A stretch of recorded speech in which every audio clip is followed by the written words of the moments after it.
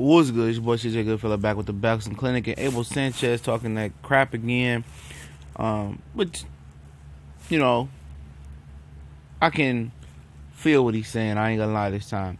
He says that if Canelo passes up on a Triple G rematch sometime next year, that it'll be bad for boxing if he takes on David Lemieux. But he's always talking about what's bad and what's good for boxing. He said they was talking a lot leading up to the Triple G fight, talking about Team Canelo, saying they gonna knock out Canelo, knock out Triple G, and what they was gonna do, and and now potentially they'd be scared of running back, but according to him, they fought.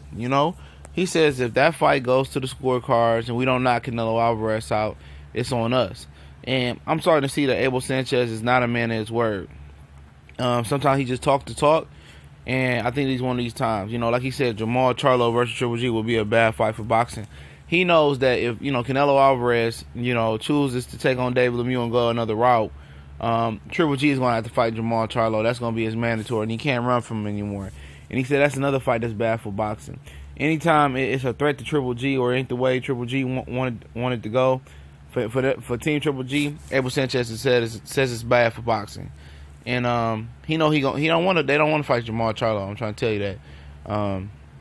He said Canelo dropped the belt and then they ran from us, and he fought you. You had your opportunity. You fell up short. It was a draw.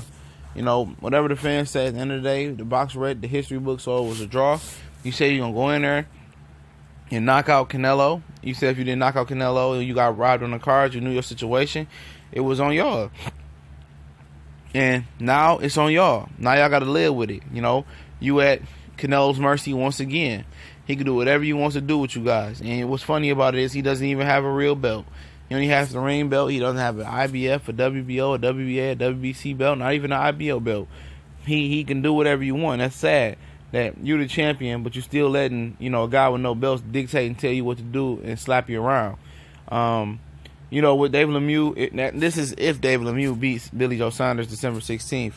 And he said, that's Triple G leftovers. At the end of the day, plenty of fights that Triple G done fought has been bad for boxing. Every fight he fought up to Kell Brook for me was bad for boxing. It meant nothing. Prosca, Rosado, Stevens, Lemieux was a good fight for boxing. I ain't gonna lie, that was a good fight. Lemieux, I knew Lemieux wasn't gonna win because he don't have no skills. Murray, Macklin, Rubio, Willie Monroe, he didn't want to move to fight Andre Ward. He didn't want to move. He didn't want to, he didn't want to, fight Erickson Lara when Lara was calling him out. So Triple G Team Triple G done a lot of bad things for boxing. He ain't made the fights that the fans wanted to see, but he wants somebody to have, they want somebody to have mercy on him. You didn't want to fight Andre Ward, man. You didn't want to, fight Lara. You act like you didn't hear Lara saying that Willie Monroe was a bigger name than Lara in the sport of boxing. Come on now. So, if Canelo chooses to, dispose of you guys and drop y'all guys in the Atlantic Ocean and don't want to fight y'all right now, well, that's on y'all. Y'all got to face y'all property. You got to face y'all mandatory. And that's going to be on y'all.